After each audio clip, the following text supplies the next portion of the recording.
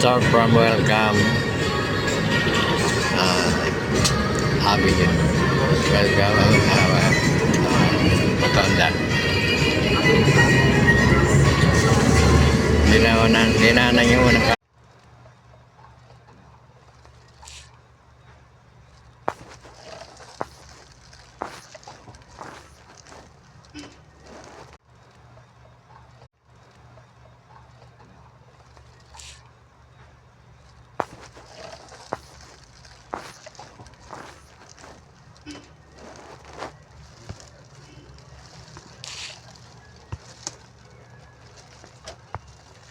baka naman, sana wag naman ganun, Mike Defensor. Ano nga bang ginawa nyo doon sa isang Marines? Bakit?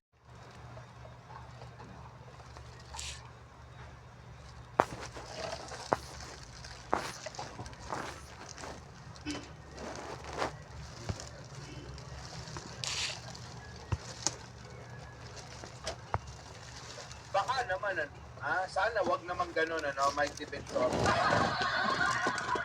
Ano nga bang ginawa nyo doon sa isang Marines? Bakit nawala na? Baka naman mamaya, yung mga yan, sinasabi nyo lang natatakot silang lumabas. Baka mamaya, pinagpapatay nyo na sila. Di ba, mga kababayan ko? Ayan, kita nyo. Napilitan lang daw kung sumama, mga kababayan, yung pong kanyang asawa, yan po sa grupo ni Mike Defensor. Kita nyo, mga kababayan ko? Paano na ito? Paano na kayo? Kayong mga hinampil kayo? Wala na. Wala na ito. Wala nang pupuntahan yung mga 18 Marines. Yung mga pag-asa daw ng mga DDS, eto na ang pag-asa namin.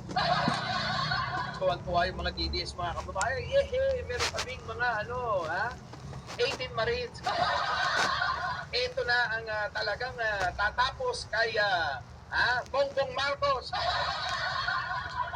Putik na yan, ginawa ng bopis asawa mo. Sabi rito, alam mo, nakakain dyan yung asawa ni Bongbong.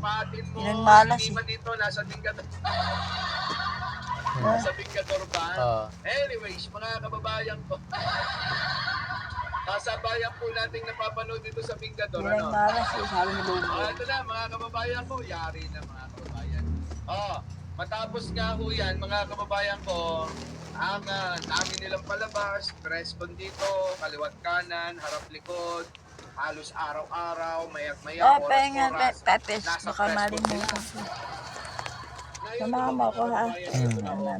Ilang araw pa lang yan, ha? Samantalang kinagkaramaraman ng United People's Initiative o UPI na nagtatago na ang labing walong ex-marine dahil sa security threats. Hindi totoo yan. Pinaingay lang nila kasi pinatago. Pinainit lang nila yung tao. Tinignan nila kung lalabas yung tao. Hindi lumabas eh.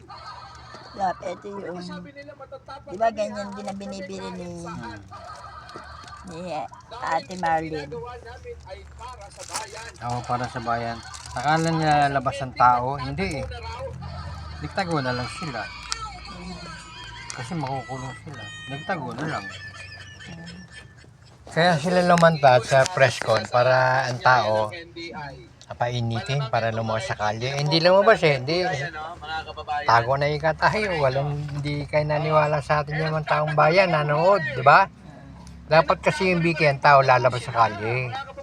Hindi lumabas eh. Alam nyo, ganyan talaga kapag hindi totoo sinasabi. Oo, kasi hindi totoo. Kapag matibay at kapag Ikaw na lang magbayad din sa pampino doon sa Sa 500. Pero kapag ikaw ay merong ginagawang kalokohan, alam mo naman sa Doon tayo sa palengke. Doon. Siguro din eh. Kasi sabay bili ng pandesal. Matapos mong matanggap ang May bayad pandesal ko doon, sa'yo, masarap. may bahala ka na sa buhay mo, bahala na kayo. Di ba, mga kababayan ko, mahinasyon na sila, Boss Mike, na may tinititegi sa kanila. Yan na nga!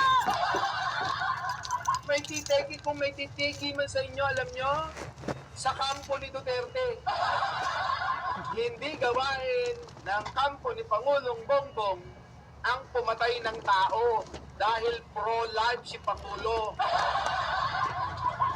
Ang dapat ninyong Katakutan. pag-ingatan ay yung mga sinamahan nyo, mga bobo. Dahil yung mga yan ay Hilit. may mga issue ng Hilit. pagpatay ng tao.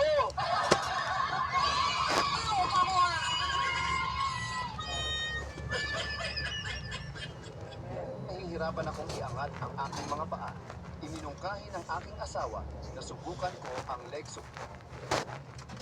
Di ba mga kababayan ko? Mga kababayan ko. Pero niya, papasala na naman nila kay Pangulo. Samantalang hindi nga makabasag tinggan yung tao. Tapos sasabihin meron daw banta ng posibilidad na ipatpatay daw sila. Mga kababayan ko, anong istorya nyo maililing si Pangulo sa patayan? Wala akong ganun. Kung meron man yung pong mga Duterte yan. Sila ang mahilig pumatay. Sila ang pumapatay ng tao, mga bobo talaga kayo. Siyempre, mga kababayan, gagawin nila yan. Pang logo, pang budol sa mga tao para kampihan sila. Magpapaawak, gagawin nila yan. Magpapakuha ng simpatsya sa tao. Hindi kayo na nasa likod mo. Alam nyo mga kababayan ko, yung mga ganyan mga pasakal, gas-gas na yan. Naku, Marami nakuha yung nang ubo ko. gumawa ng ganyang kwento. Nakuha yung ubo ko. Walang sasama sa mga ganyan. Nasaan? Yung Eh, mga dapat mo ba pwedeng yun? tanga na lang. Dapat mo. Diba no, mga kababayan ko? Pero pinipilit ko nila. Ayan, mga kababayan, ultimo nga ho yung asawa ng isang Marines. Di umano ay napilitan lang sumama at nananawagan na ho sa NBI na kung maaari ma-locate ho kung saan o ma-rescue. Ma-rescue po yung kanyang asawa. Sapagkat nanganganib daw po ang buhay niya. Ang buhay ng kanyang asawa. Nanawagan sa NBI para ma-locate at ma-rescue ang kanyang asawa. Sabi rito, breaking news. Kita nyo mga kababayan ko, tapos sasabihin nyo, ang Pangulo na naman, putik na yun, paano? Diba hindi naman kami nagkamali ng hinala? Ganyan naman talaga mangyayari sa inyo eh. Wala kayong pagkakaiba kay Gutesa. Di po ba mga kababayan, walang pagkakaiba yung mga yan kay Gutesa. Kakagat, tatakbo agad. Ganon, tapos iiwan sa kayo na nakahang. Oo, ibibigyan yung mga bubot tanga ng palaisipan. Meron tayo mga kababayan, alam na natin kung ano kahinatnan. Alam na natin kung ano dapat. Alam na natin kung ano motibo. Pero yung mga leaders nakanganga. Kasi hindi nila alam kung nasa na naman sila. Bakit? Liniwan po ang salitang bahala na daw ang tao bayan. Diba? Sabi nila yan kanina. Matapos nga ito, naku, mga kababayan ko, yari na, ito na, tingnan nyo. Samantala, kinamparama ng United People's Initiative o UPI na nagtatago na ang 11 ex-marine dahil sa security threat. Inumpirma daw ho mga kababayan ng grupo nung mga retiradong general na nagtatago na daw po yung kanilang mga pinalabas na mga nagpanggap na Marines. Grabe no, mga kababayan pa, no? Dahil sa details, natuto kami ng panghinala. Ganyan sila eh. Mga kababayan, kapag ka ikaw, kapag ka ikaw, laging tamang hinala, yan ang palatandaan na bobo ka. Di ba? Kapag ka ganun ka mag-isip, tandaan mo, pag tamang hinala ka lagi, kahit kanino, bobo ka. Bobo. Di ba? Diba? kababayan ko. So, paano? Eh, sabi kasi nung nakaraan mga kababayan, nung nakaraang ma-interview ni Del Pailon yan, dadalito naman. Pero bakit nagtatago na? Karyo nito. Naku, eto na ang problema mga kababayan ko. Balikan natin ang mga nakaraan. Opo, ano na, baliktad. Sabi ko na nga ba, trabaho nyo yan eh. Alam nyo mga kababayan, laging ganyan ang trabaho daw nito. Tandaan nyo na kapag ka ang lumabas, mga witness, tapos ang abogado, kung si Atty. Baliktad, tandaan nyo, wala na namang pupunta niyan. Dahil karamihan, mga kababayan, gawa-gawa lang. Dahil ang dala-dala, puro chismis lang.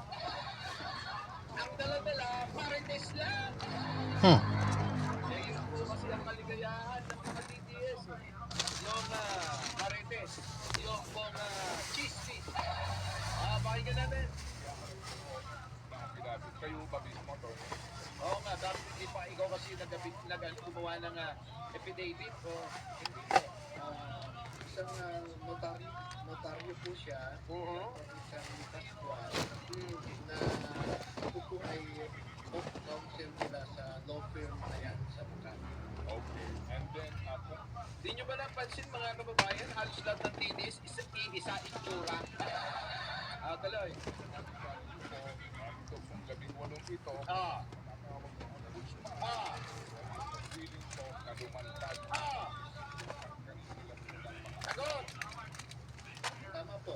At ako naman ay Haharap daw mga kababayan, tama daw, haharap. Uy, huwag kong dinadamay Arnold Lopez. Gusto kong idibanda ka nun. Wala tayong panalo doon ha, magaling na abogado yun.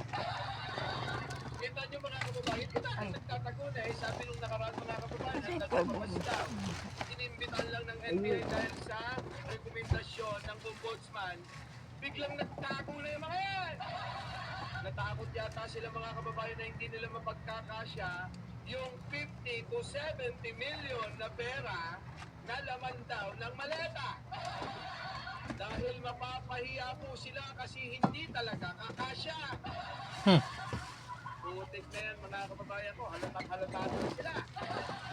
Kaya mga kababayan, huwag na kayong magtaka kung nagtalunan sila. Tumalon dito, tumalon doon. Ayun mga kababayan, wala na. Pumalakta na yung kanilang propaganda. Wala na mga kababayan, ano? Bili nga ako ng Diba, sunod. Junjun Adventure? Boss Mike, crush ko si Mima. Talaga ba? Sakit kayo magmalakas. Diba? Ako yung nag-aalaga. Diba? Sa bahay nakatira. Grabe, no? Ano pa?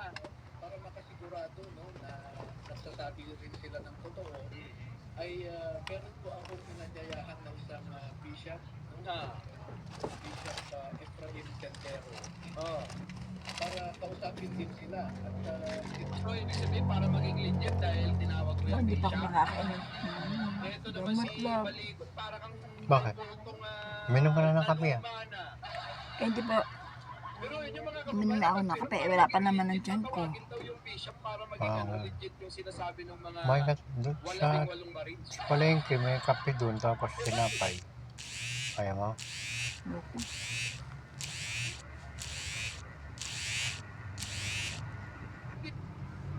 Laban tinapay dyan. Tinawag si Diyan lang. Tingnan mo lang kung may opera rito lang. para siya yung Dahil mo na kagabi. Hindi, tingnan mo lang. Tingnan mo lang. Baka may sobra. may hawak lang na Wala na? kaluluwa mo. Wala naman? Hilahin mo na kagabi.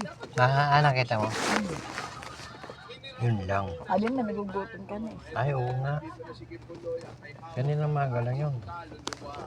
Kaya kayo mga kapatid kong Marines, sumunod kayo sa kanya. Magsabi kayo ng totoo. May kanin niya, kaya na walang ulam. Mga kaluluwa, baka bawiin niya. Ay! Bilam na lang ako ng love. Sa'yo mo ng pera. Hindi ka 10 piso, ano. Sana si Kibuloy na lang. naman ho sa pag-ano ha. Bangus. Ang dami hong mga 10 nasasangkot piso. Hmm. na mga Bangus? pagkakalagay ng Diyos. Parang fish cracker. Parang gano'n. Saan nabibili yun?